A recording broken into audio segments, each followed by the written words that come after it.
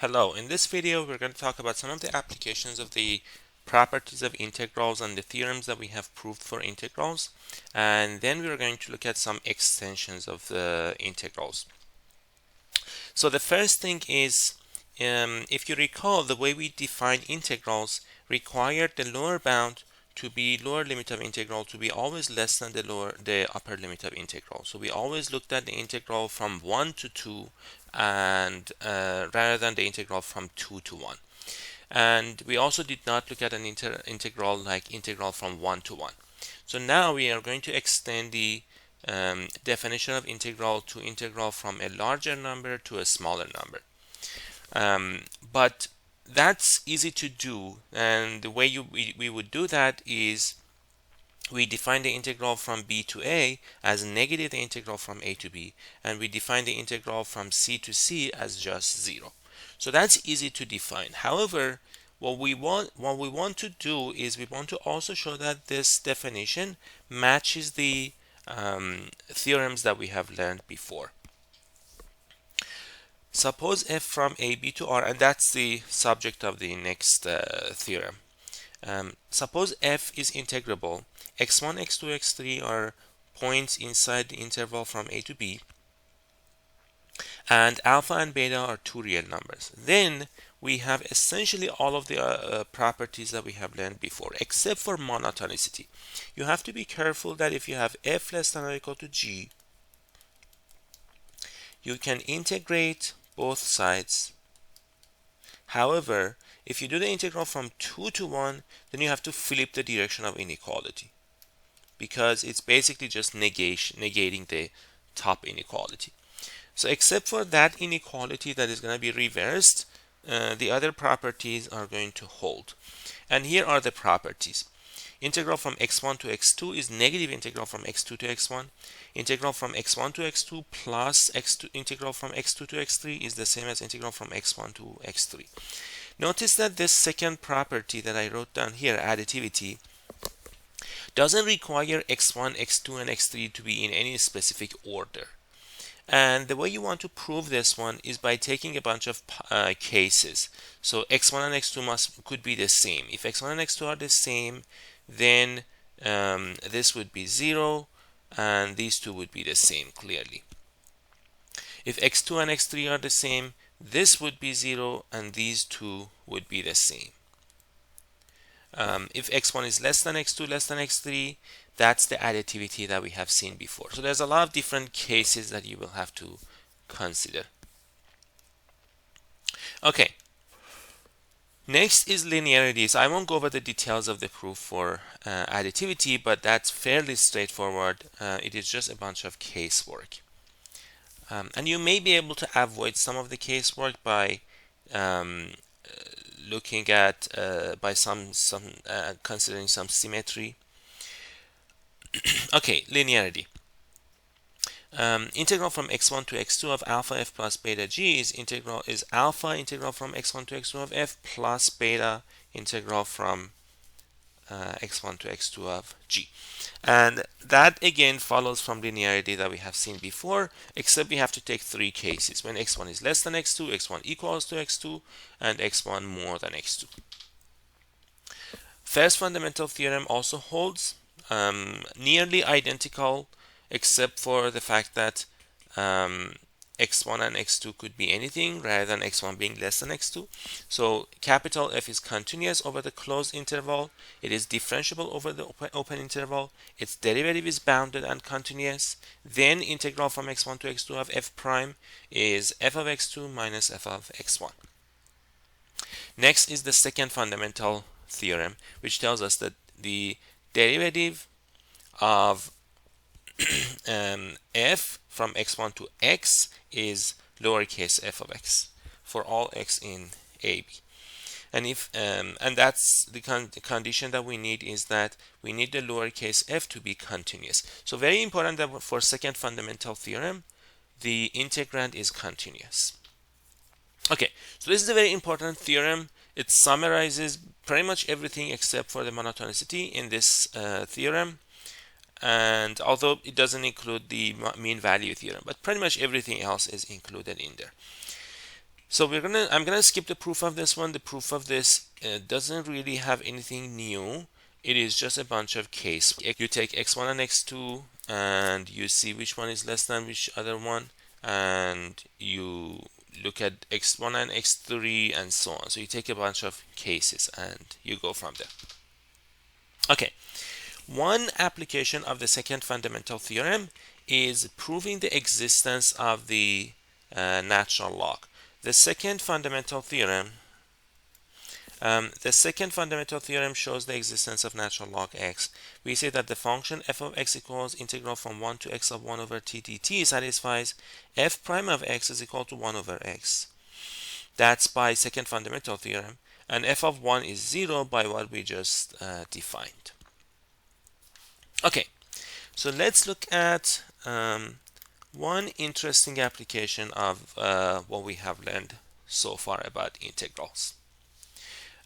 So note that the existence of natural log is a direct consequence of the second fundamental theorem. Okay, so I'm going to look at this interesting number called Euler's number gamma, that is defined as the limit as n goes to infinity of 1 over 1 plus 1 over 2 plus 1 over n minus natural log of n. Okay, so let's see what this is.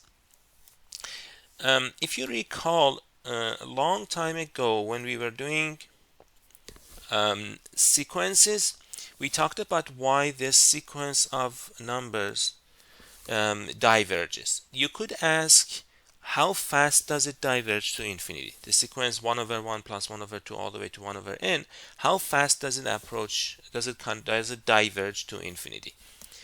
And the answer is, it is roughly natural log of n. 1 over 1 plus 1 over 2 all the way to 1 over n is approximately natural log of n plus a number between 0 and 1. In other words, if I were to be more specific and more rigorous, the difference of these two approaches some number between 0 and 1. So we are going to go over the proof of this. If you look at, and my scales on the x-axis and y-axis are going to be a bit different. So this is the graph of y equals 1 over x, because that's just easier to, it's just easier to draw it that way. If you look at the integral from 1 to n, this is the integral from 1 to, I'm sorry, if you look at the natural log of n, this one is the area, the natural log of n is the area from 1 to n underneath the graph of y equals 1 over x.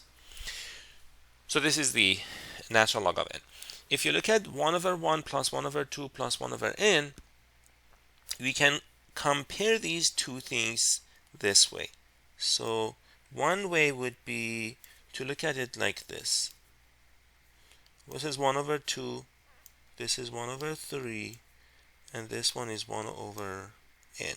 So this one is 1 over 2 plus 1 over 3 plus 1 over n. The difference of these would be this one. So the green area is natural log of n minus 1 over 2 plus 1 over n. Now notice that if you look at the next one, 1 over n plus 1, you would get a larger area.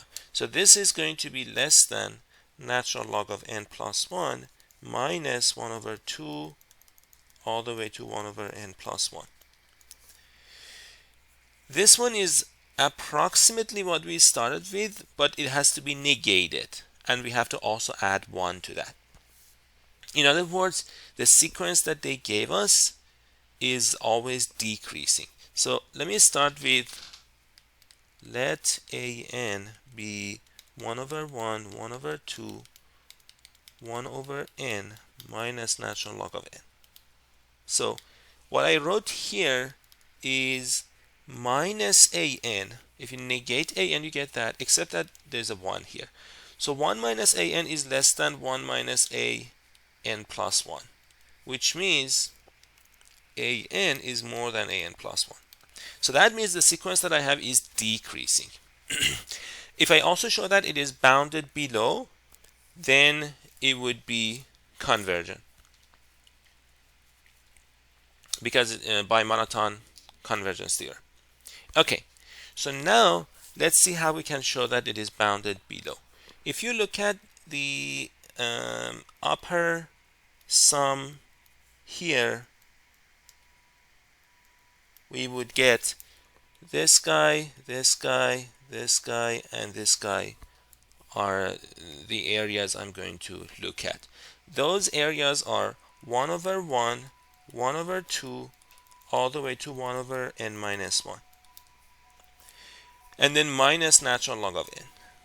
That quantity is a non-negative quantity. However, this guy, if I add 1 over n, I get exactly an. And if I combine these, I should be able to get the answer. Okay, so let's do that. So we claim that an is greater than or equal to an plus 1 greater than or equal to 0 for all n. If you look at the difference between an and an plus 1, we would get an is 1 through n. An plus 1 is 1 through n. 1 through 1 over n. So let me write it down. The sum 1 over k equals 1 through n, minus natural log of n, minus the sum 1 over k 1 through n plus 1, and then plus natural log of n plus 1. What is left here is from these two sums, we are left with negative 1 over n plus 1, minus natural log of n. Natural log of n is the integral from 1 to n of 1 over x dx, and then plus integral from 1 to n plus 1, 1 over x dx. This is equal to minus 1 over n plus 1. By additivity, I can write this one down as the integral from n to n plus 1 of 1 over x dx by additivity. Now, notice that for all x inside the interval n to n plus 1, 1 over x is greater than or equal to 1 over n plus 1. So by monotonicity, integral from n to n plus 1 of 1 over x dx is greater than or equal to integral from n to n plus 1 of 1 over n plus 1 dx. 1 over n plus 1 is a constant, so I can take it out. So this would be 1 over n plus 1 times 1, which is positive. So this means an is greater than an plus 1. So the sequence is in fact decreasing. Now I would need to show that an is also positive, and we do that by using those red areas. So if you look at the integral of 1 over x dx from 1 to n, this is less than the upper sum of 1 over x relative to p, less than or equal to at least, where p is this partition 0, 1, 2, all the way to n. Now if you look at mi, which is the supremum, oh, not 0, it starts from 1. 1, 2, all the way to n. If you look at mi, which is the supremum of 1 over x, when x is from I to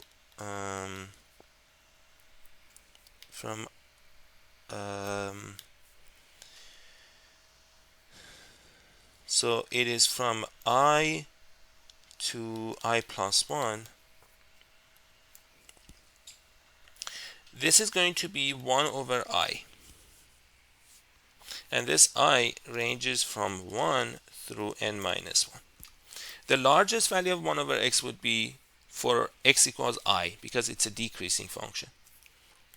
Thus, the upper sum of this function, 1 over x, relative to p, is going to be the sum 1 over I equals 1 to n minus 1. So this means natural log of n is less than or equal to the sum 1 over I equals 1 to n minus 1. Which means I'm going to add 1 over n to both sides and subtract natural log of n. So that means 1 over n is less than or equal to an, which means an is positive. This tells us that an is a decreasing and bounded sequence satisfying. We showed that an is positive and it's less than or equal to a1. a1 is 1 over 1 minus natural log of 1, which is 1. It's a decreasing sequence and it is bounded. So we can apply the monotone convergence theorem. By the monotone convergence theorem,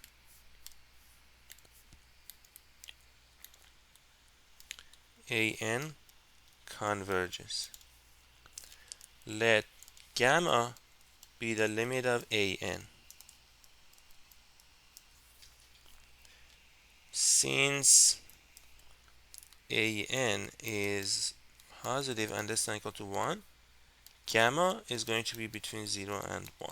So that means gamma is in the closed interval 0 to 1. Because remember that when you have inequalities, when you take the limit, inequality would turn into less than or equal to or greater than or equal to. Even if you start from strict inequality, it would not remain strict after taking the limit. Okay, so we didn't quite prove the theorem because the theorem was asking us to prove gamma is positive and less than 1. But showing that gamma is in the open interval is left as an exercise. So the idea is very similar, because if you just have to like manipulate these inequalities and make sure that you get better inequalities. So for example, an is less than or equal to a2. So just show that a2 isn't 1. And that means limit of an is less than 1. And similar for the other side. You just need a better inequality. Okay. This gamma is called Euler's constant. So very important constant. Not a whole lot is known about this constant.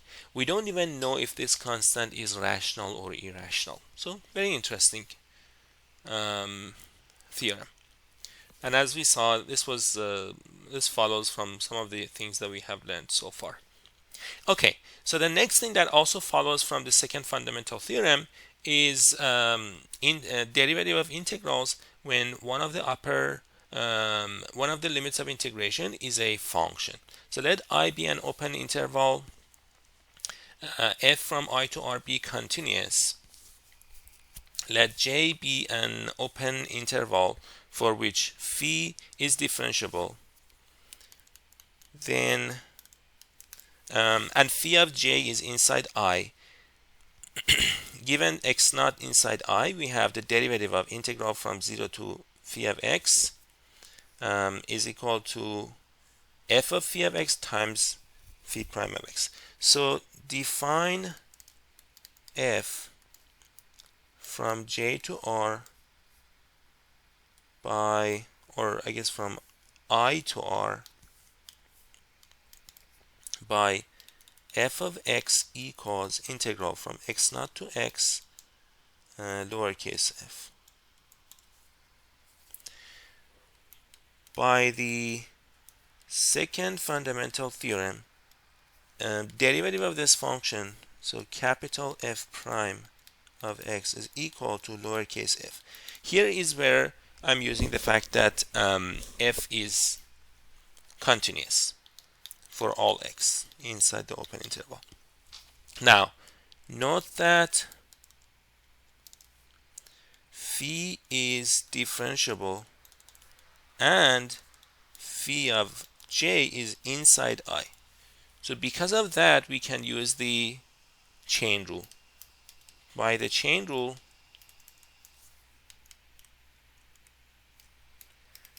derivative of f of phi of x is going to be f prime of phi of x times phi prime of x. Now, f prime of phi of x is what we just saw here. It's f of phi of x, lowercase f of phi of x, times f prime of times the phi prime of x, and that's basically all we needed. So derivative of integral from x naught to f is derivative from x naught to x, but f of phi of x would be derivative from x naught to phi of x is equal to f of phi of x times phi prime of x. So that completes the proof.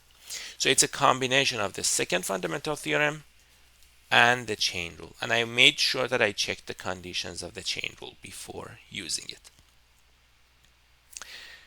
Okay, so finally we will do an example to see how we can in fact use that theorem and apply that theorem in practice.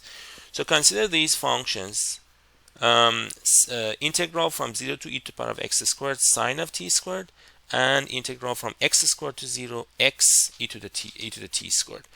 And I want to find the derivatives of these. First of all, notice that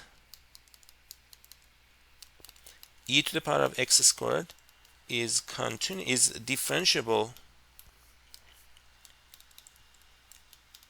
over the entire real line, and sine of t squared is continuous on the entire real line.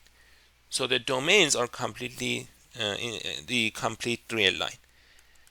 So therefore, by the previous theorem, theorem 7.16, the derivative of integral from 0 to e to the power of x squared sine of t squared dt is sine of e to the x squared times the derivative of inside, which is e to the power of x squared times 2x, which is equal to whatever that is. It can't really be simplified. Sine of e to the power of 2x squared. And note that e to the power of x and x squared are differentiable on the entire real line. So I can use the chain rule. So the chain rule applies. Okay, so this was part A.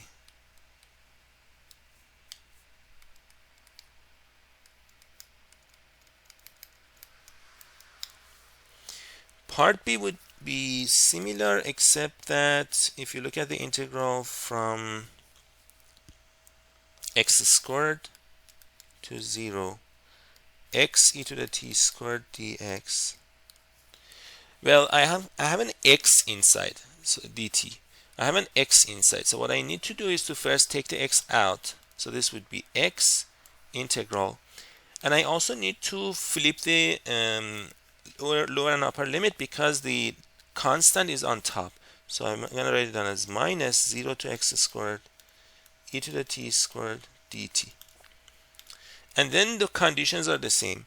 X squared is differentiable and e to the x squared is continuous on the entire real line. So by the previous theorem, theorem 7.16, derivative of this integral from 0 to x squared e to the t squared dt is going to be e to the x squared squared, which is e to the x to the 4. However, we needed the derivative of minus x times that. So now we are going to use the product rule. By the product rule, derivative of minus x integral from 0 to x squared e to the t squared dt is equal to derivative of the first one times the second one. This part cannot be simplified, plus derivative of the second one times the first one, e to the power of x to the power of 4. Okay, so this brings me to the end of this video. So we will continue with the discussion of integrals next time, and I will see you in the next video.